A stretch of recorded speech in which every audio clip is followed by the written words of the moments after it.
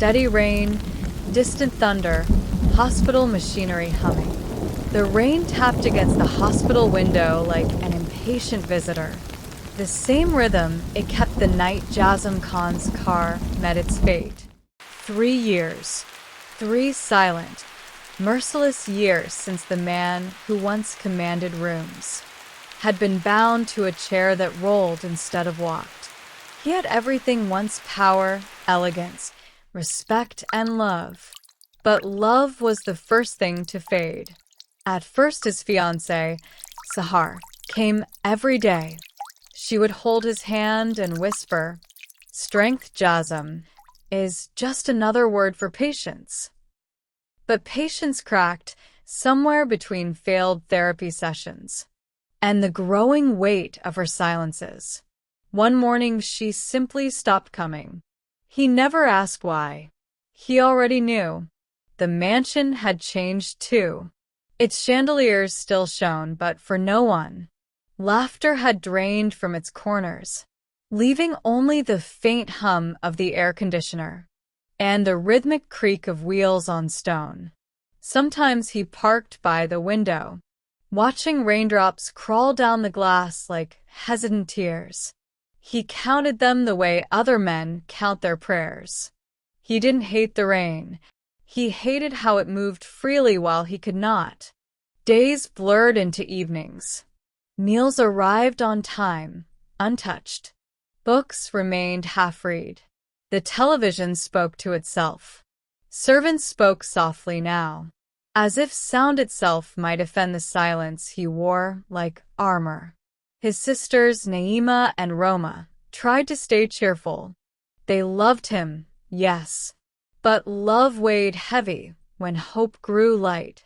Naima carefully. I talked to Roma. "We think maybe it's time you settle down. Marriage could bring change." Jasim, dry laugh. "Change? For whom, Naima?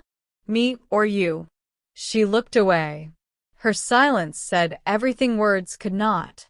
When they left, the mansion swallowed them whole again.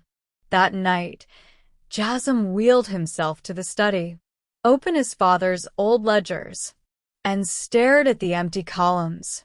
Profit, loss, legacy.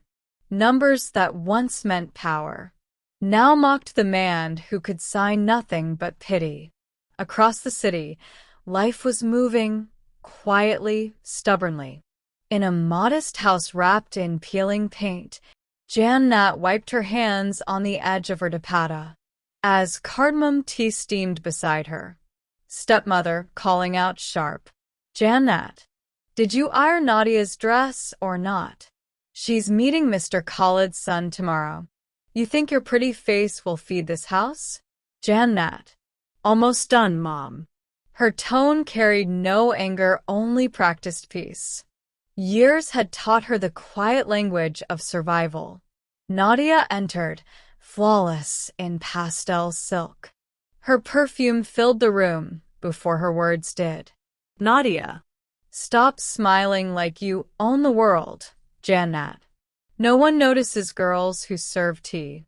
But Jannat simply smiled again, the kind of smile that doesn't beg to be seen. She turned back to the iron, pressing out wrinkles one by one, as if smoothing her life into place.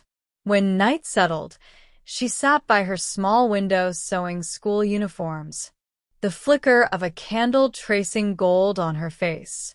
Outside, the city glowed with dreams that belonged to others. She looked at the stars and whispered, "Someday, maybe kindness will matter." And she stitched another seam. One thread for hunger, one for hope. At that same hour, Jasim stared into the darkness of his room. His reflection in the glass looked like a stranger, half man, half memory. Sometimes he wondered, was it my body that broke or my will? He shut his eyes, not to sleep but to stop remembering. 2 lives miles apart, one bound by wheels, the other by walls. Neither knew the world was quietly turning, drawing a single invisible line between them, the line that fate would soon pull tight. If this story stirred something in your heart, the ache of lost dreams, the quiet fire of unspoken hope, then don't miss what happens when these two broken worlds finally collide. Subscribe now and turn on notifications because the next chapter will change everything.